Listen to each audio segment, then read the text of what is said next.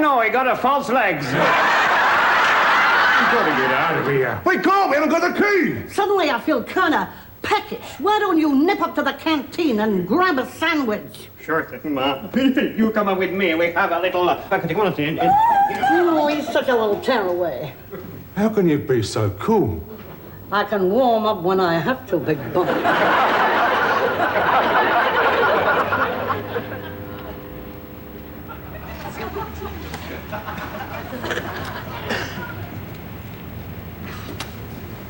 Captain Peacock.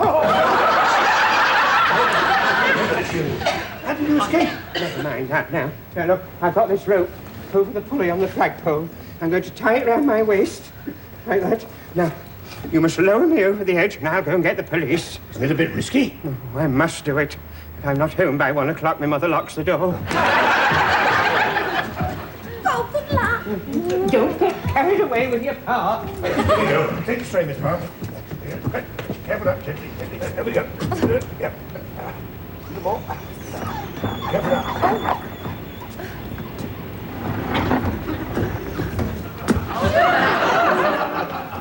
Look! We'll have to get some more rope. He's stuck halfway. Tony, where are you going? I just come down to see if you wanted the mustarda on your sandwich, or... This is the police. The building is surrounded, and officers are already in the building. You have better give yourselves up. Blimey, quick, into the cupboard.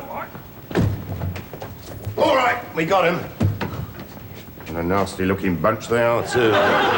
Oh, I'm so glad to see you. Do you know this person, sir? I don't recognize anyone in this room. What about me? Who's that? Who's that? I've no idea. Looks like some kind of ice cream seller. Come on, you lot. Oh, Wait a minute. Hang on. Whoa. Hello, dear. Yes, a hoax, as I thought.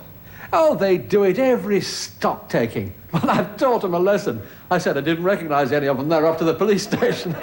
Yes. Bye. Oh. Do you by any chance have the keys to the safe? Mr. Humphreys, get the police back, quickly! Don't talk to me. I'm off to Bow Street.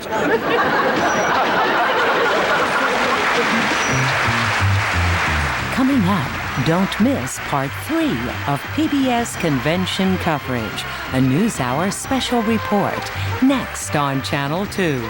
Don't miss Part 4 of PBS Convention coverage Thursday at 8, a NewsHour special report, followed by another wonderful journey on Globetrotter, all Thursday on Channel 2.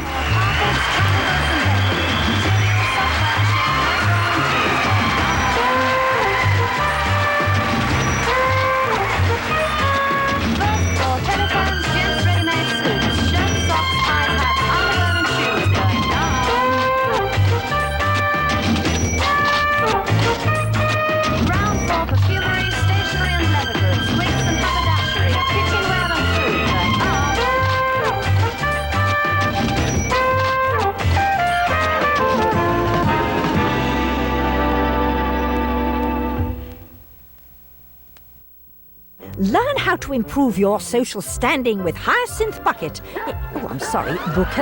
in Keeping Up Appearances, Saturdays at 8 on Channel 2. In 2002, Queen Elizabeth will celebrate 50 years on the throne of England. My whole life, whether it be long or short, shall be devoted to your service. From pampered princess to reigning monarch, from public adoration to public scrutiny. I find their behavior very disgraceful. Will the monarchy survive, or will this queen be England's last? The Queen Story. Sunday at 8 on Channel 2.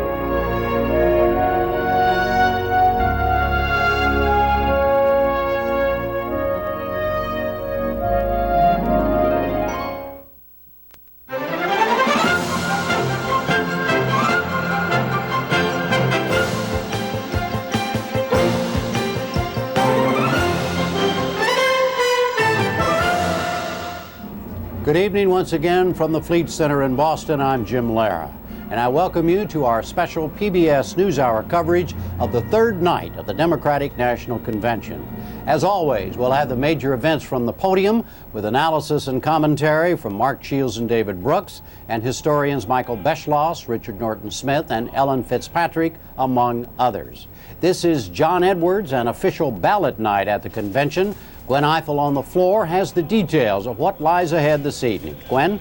Good evening again, Jim. Of course, this is John Edwards night, but before that, we're going to see a lot of different themes.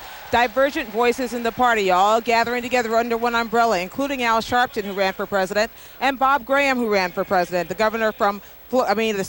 senator from Florida. Also, representatives of the West and the Midwest in the form of Governor Bill Richardson from New Mexico and Governor Jennifer Granholm of Michigan. We're going to see a parade of past Democratic nominees for president, including Michael Dukakis from Massachusetts, of course, was the nominee in 1988. Walter Mondale, who was a nominee in 1984, and George McGovern. Then we're going to hear from some generals who are going to attest to John Kerry's strength on military affairs.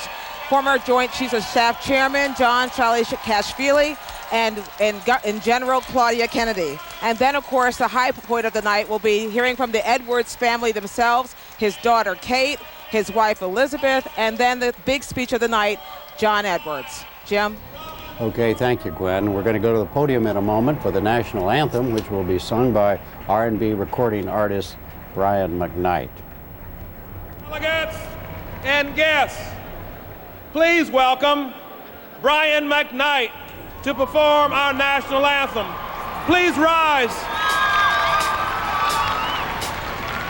That is the former mayor of Denver, Wellington Webb. If you're proud to be an American, place your right hand over your heart with me.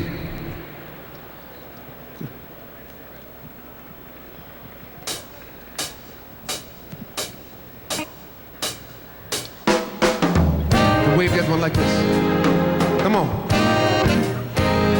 Oh, say, can you see by the dawn's early light what so proudly we hail at the twilight's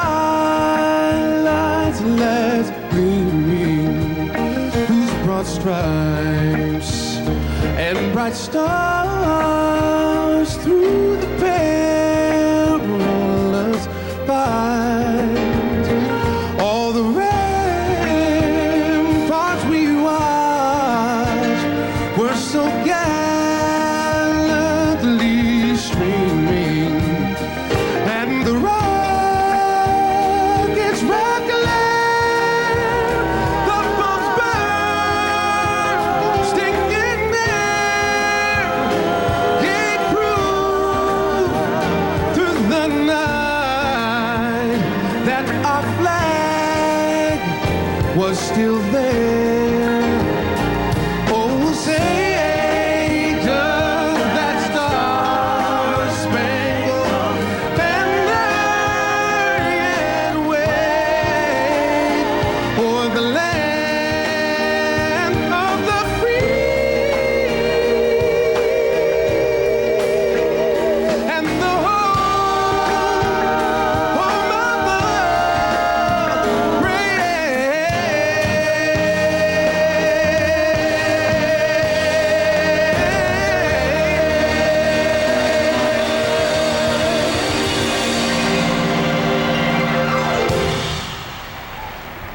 And now, syndicated columnist Mark Shields and New York Times columnist David Brooks. Mark, how would you set the scene for tonight? The scene for tonight, Jim, is obviously John Edwards is the centerpiece of the evening. Prior to that, it is going to be, again, John Kerry as Commander-in-Chief, John Kashvili, the former chairman of the Joint Chiefs of Staff, is speaking, announcing himself to be an old soldier but a new Democrat, enlisting in John Kerry's army here tonight. Again, those credentials. I mean, we're seeing more of running John Kerry as Andrew Jackson or Ulysses Grant or whatever it is, that he's the man who was tempered and disciplined by this tough battle experience as a young man, thus qualifying him as a commander-in-chief. But and Edwards has to move it to the future. He really does. The last 2 nights have been about the past and the glories of the party, but has to move it to the future. What would you add to that? The only thing I'd say is that it is all about the commander-in-chief, but the floor is not there. Jesse Jackson gave a speech about an hour ago saying, let's bring the troops home. Got a standing ovation. Dennis Kucinich just spoke. I think I saw 3 or 4 standing ovations. The party is to the left. The elite and the Kerry Edwards campaign is to the center, even the center right. And so that's an amazing tension, but because they want to win, it hasn't caused any ruptures. In fact, we